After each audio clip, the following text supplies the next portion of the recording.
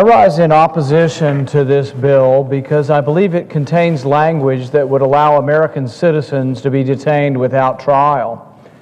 Now, the other side has argued that that isn't true, that you will be eligible for your constitutional rights if you get into an Article III court or a constitutional court. But here's the rub. You have to be eligible. Who decides whether you're eligible for the court or not? It's an arbitrary decision. And this is what this debate has been over. So don't let the wool be pulled over your eyes to think that you have a protection and that you will get a trial by jury if accused of a crime. We had protection in this bill. We passed an amendment that specifically said if you're an American citizen or here legally in the country, you would get a trial by jury. It was explicitly stated, and it's been removed in the conference committee. It's been removed because they want the ability to hold American citizens without trial in our country. This is so fundamentally wrong and goes against everything we stand for as a country that it can't go unnoticed and should be pointed out. Now, proponents of indefinite detention without trial say that an accusation alone is sufficient, that these crimes are so heinous that trials are unnecessary.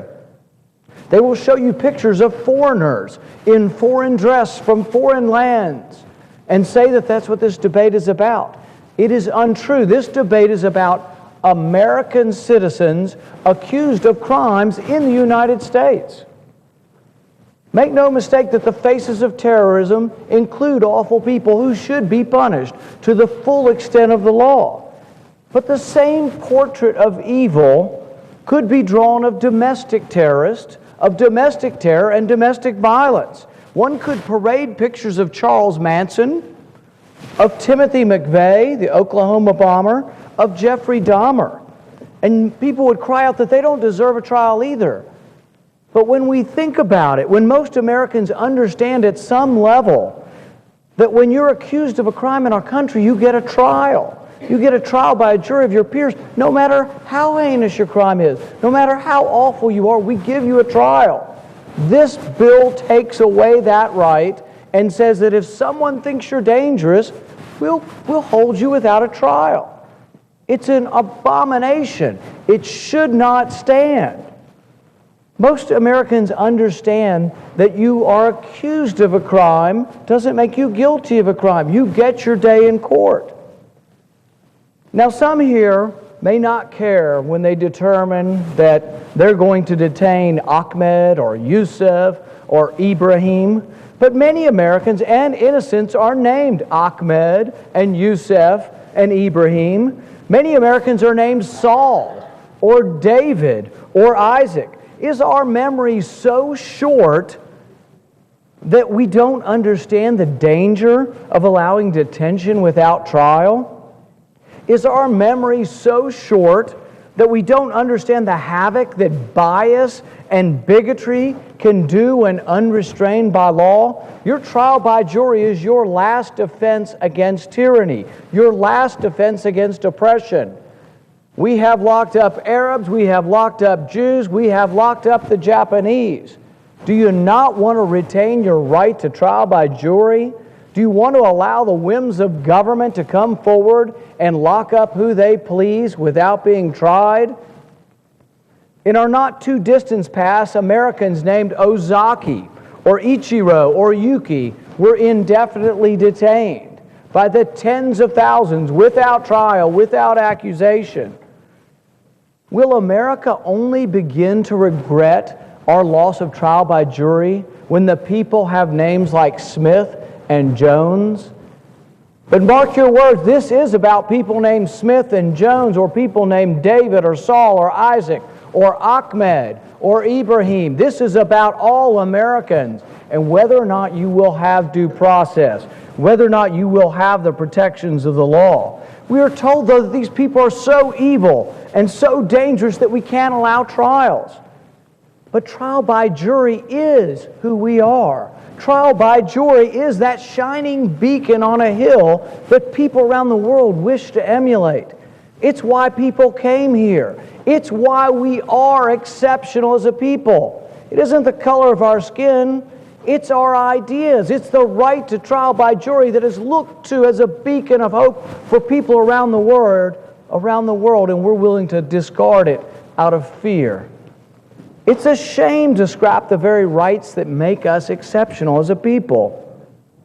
Proponents of indefinite detention will argue that we are a good people and that we will never unjustly detain people.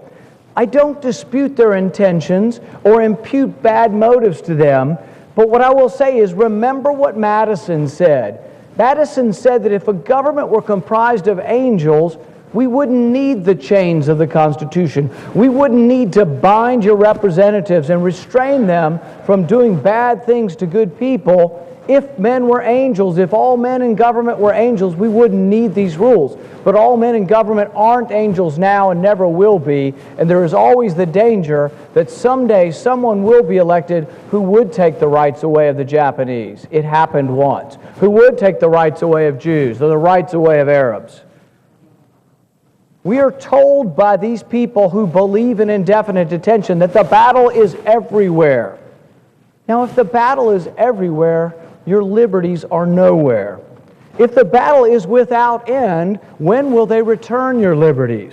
When will your rights be restored if the battle has no end and the battlefield is limitless and the war is endless? When will your rights be restored? It is not a temporary or limited suspension of your right to trial by jury, but an unlimited, unbounded relinquishment of the right to trial by jury without length or duration. We are told that limiting the right to trial by jury is justified under the law of war. Am I the only one uncomfortable applying the law of war to American citizens accused of crimes in the United States? Is the law of war a euphemism for martial law? What is the law of war except for something to go around the Constitution?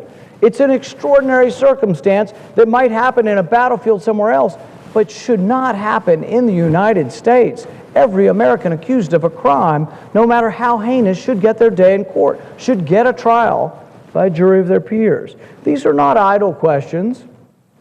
I believe the defense of the Bill of Rights trumps the concerns for speedy passage, even of a bill, which I generally support. 67 senators voted just a few weeks ago to include a provision in this bill that says you have a right to trial by jury. And it was plucked out in secret, in conference, despite the wishes of 2/3 of the senators in this body, Republican and Democrat, who were concerned about protecting the right to a jury trial. Many senators say, oh, well, we tried, we lost, they outmaneuvered us, they were sneakier than we were. I disagree, though, that we give up. I think the time is now. I think we make a statement. The fight is today. The subject is too dear. If a majority were today to stand up and say, you know what, the right to trial by jury is important enough to delay the defense authorization bill for 2 weeks, I think it would be an important message to send. So today I stand and urge a no vote on what I consider to be a travesty of justice. Thank you, Mr. President.